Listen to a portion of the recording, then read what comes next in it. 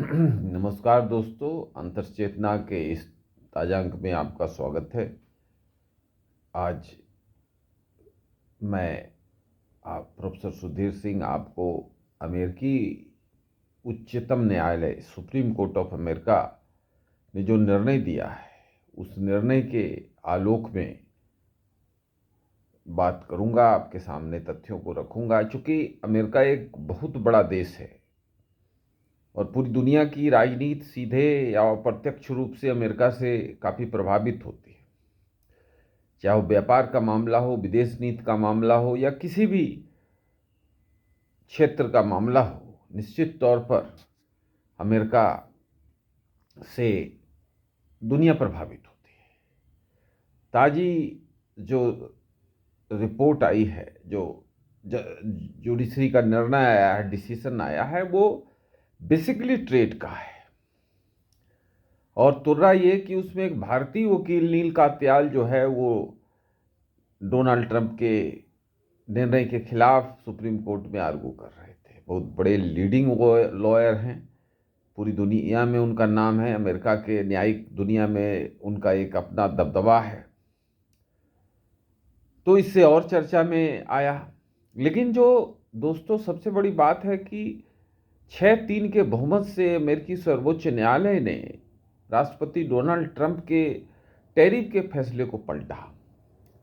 सवाल ये उठता है कि 1776 में अमेरिका बना, 1787 में संविधान बना, 1788 में वहाँ का पहला चुनाव हुआ और 1803 में वो उस समय के चीफ जस्टिस जॉन मार्शल ने एक डिसीजन दिया मालबरी वर्सेस मेडिसन के केस में, जो दुनिया के न्यायिक इतिहास की एक मील का पत्थर है।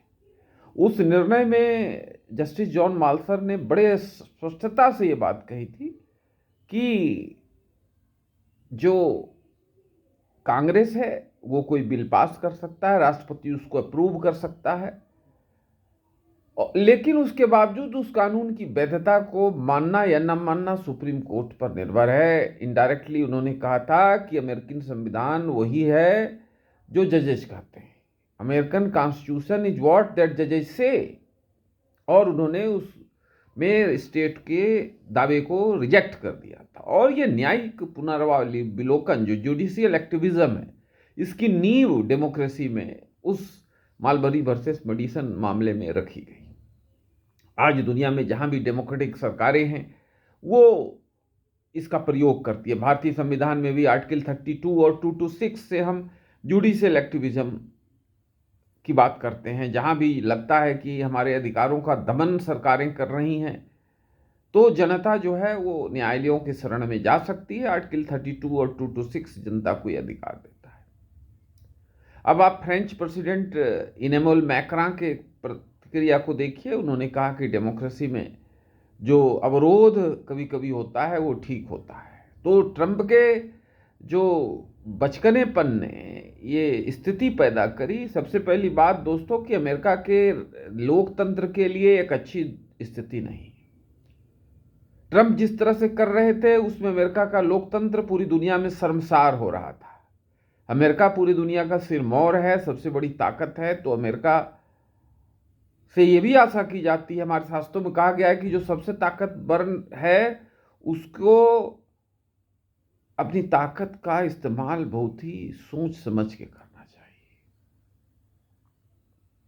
जैसे रामधारी सिंह दिनकर ने, प्रसिद्ध कवि हैं हिंदी के, उन्होंने कहा है कि क्षमा सौंपती उस भुजंग को जिसके पास गरल हो। तो अमेरिका जैसे देश को क्षमा सौंपती है।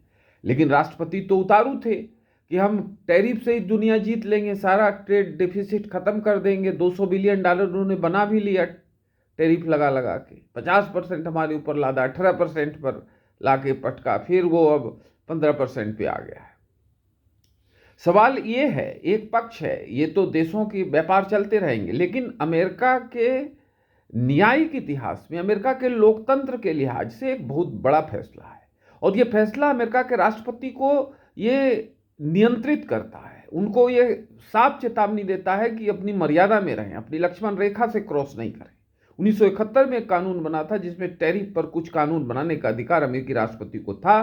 डोनाल्ड ट्रंप ने उन अधिकारों को अतिक्रमण किया और नए सिरे से पूरी दुनिया पर टैरिफ थोप दिए। तो संविधान मालबरी वर्सेस मेडिसन केस में कहा था अमेरिकन सुप्रीम कोर्ट ने कि American constitution is what that जजेस से, अमेरिका का संविधान वही है जो जज कहते हैं।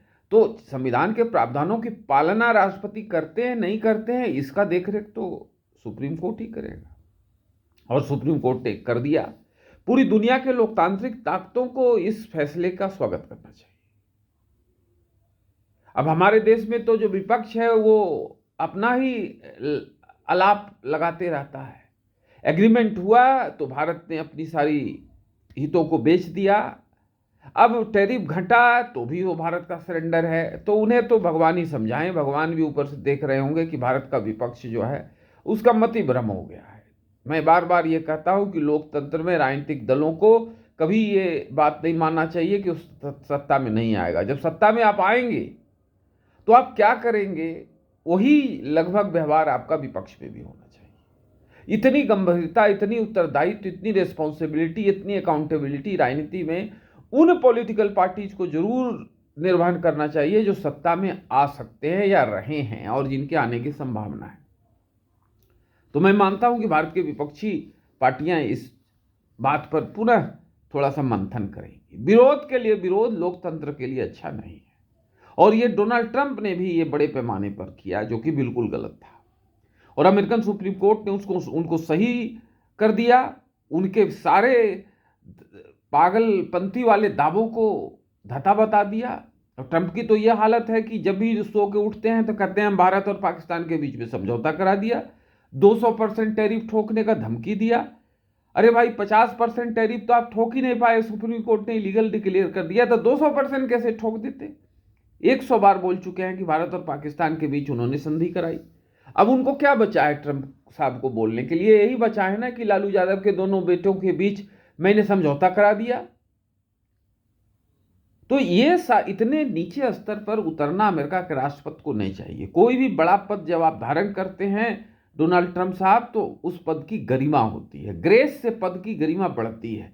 चूंकि आप एक व्यक्ति नहीं हैं, आप एक देश के राष्ट्रपति हैं, तो पूरे संविधान, पूरे लोकतंत्र, पूरे संवैधानिक नैतिकता, कॉन्स्टिट्यूशनल मॉरलिटी और कॉन्स्टिट्यूशनल वैल्यूज, ये सारा चीज आपके व्यवहार से प्रतिबिंबित होना चाहिए। खेद के साथ कहना पड़ रहा है कि आप इन मानकों पर, लोकतंत्र के इन मानकों पर सही नहीं उतरे। और अमेरिकन सुप्रीम कोर्ट को तमाम हम प्रजातंत्र प्रेमी लोगों को बधाई देना चाहिए, सैल्यूट करना चाहिए कि उन्होंने एक उस राष्ट्रपति को लगाम लगाने का काम किया जो बेलगाम हो रहे थे, जो सत्ता के मद में चूर होकर के संविधान की मर्यादाओं का तार तार कर रहे थे। उनको सही जगह पर लाने का काम अमेरिका के सुप्रीम कोर्ट ने किया। पूरे दुनिया के लोकतंत्र प्रेमियों को अमेरिका के सुप्रीम कोर्ट को सलाम करना चाहिए, और डोनाल्ड ट्रंप को इससे शिक्षा लेनी चाहिए कि किस तरह से डेमोक्रेसी में व्यवहार करते हैं, मनमानी नहीं। और ये दुनिया के तमाम डेमोक्रेटिक लीडर्स को भी इन चीज़ों पर मंथन करना चाहिए। डेमोक्रेसी में नम्रता, विनम्रता, सहनशीलता, एकोमोडेशन, ये सारा चीज़ जरूरी है। विरोध के लिए विरोध बिल्कुल जो है स्वीकार नहीं है। इन तमाम मुद्दों पर मुझे लगता है कि पूरी दुनिया में जहां भी डेमोक्रेटिक पार्टियां सरकार चला रही हैं, वो फिर से मंथन करेंगी और डेमोक्रेटिक मानकों, डेमोक्रेटिक मूल्यों, डेमोक्रेटिक ग्रेस के अनुसार अपना व्यवहार करेंगी। दोस्तों, अगले अंक तक के लिए नमस्कार।